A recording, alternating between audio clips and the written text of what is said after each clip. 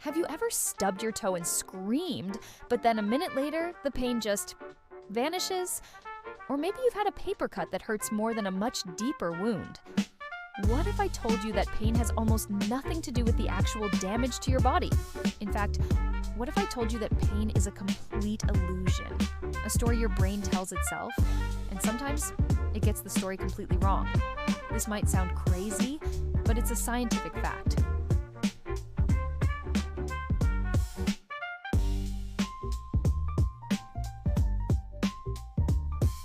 Pain is not an input from your body, it's an output from your brain. Let me say that again. Pain isn't what your body feels. It's what your brain decides you should feel. Think of it like this. Your body sends signals, but your brain is the one that turns up the pain volume dial, or even turns it down. Let's break this down. When you stub your toe, sensors in your toe send a flurry of electrical signals up your spinal cord to your brain. These signals are not pain signals. They are just information, like a weather report. They might say, "Alert! High pressure detected at the end of digit number 5. Possible cell disruption." That's it. It's a neutral message. Your brain then receives this message and has to make a split-second decision.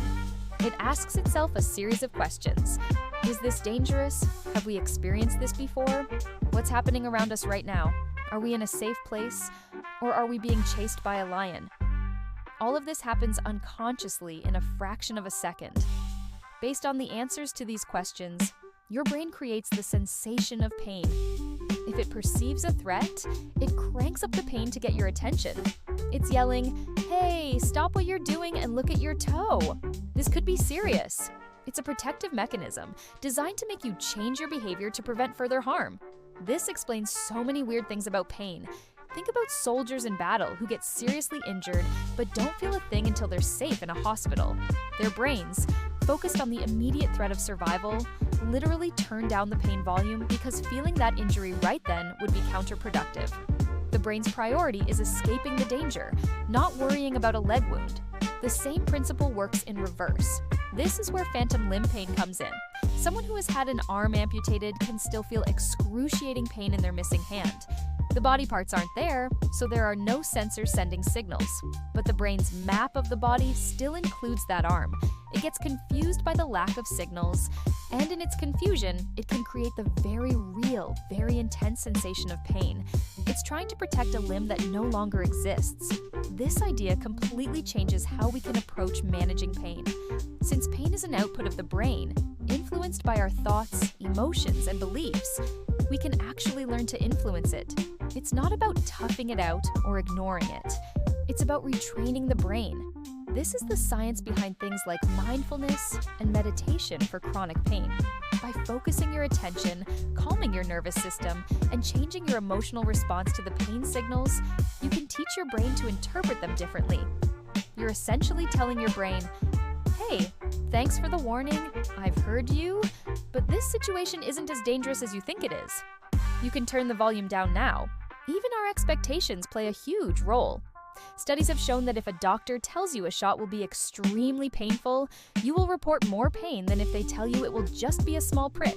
This is the placebo and nocebo effect in action. We've made a video about it. You can check it in our channel. Your belief directly shapes your physical experience. What you expect to feel often becomes what you actually feel. Let's consider chronic pain, which affects millions of people. Often, with chronic pain, the original injury has long healed, but the pain persists. This is because the brain has gotten stuck in a pain cycle. The alarm system is broken. It keeps screaming, "Danger," even when there is no danger left. The nervous system becomes hypersensitive, and the brain learns to be in pain. It's a habit. The good news is that habits can be unlearned. Neuroplasticity, the brain's ability to rewire itself, is our greatest ally here. Through targeted therapies, physical movement, and psychological techniques, people can retrain their brains to turn off these false alarms.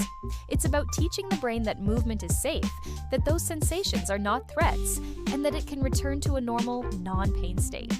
So the next time you feel a twinge of pain, remember what's really happening. It's not just a physical sensation. It's a complex, dynamic, and highly personal experience created by your brain for your brain. It's a mix of biology, psychology, and your life story all rolled into one. Pain isn't an accurate measure of tissue damage. It's a measure of how much your brain thinks you need to be protected. And understanding this is the first step toward taking back control. It empowers us to see pain not as an enemy to be fought, but as a complex signal to be understood and ultimately managed. The pain is real, but it might not mean what you think it means. If you enjoyed digging into the weird and wonderful world of our own brains, you'll love what we do here. Make sure to subscribe to Trivia Salad for more mind-bending facts and insights. Thanks for watching!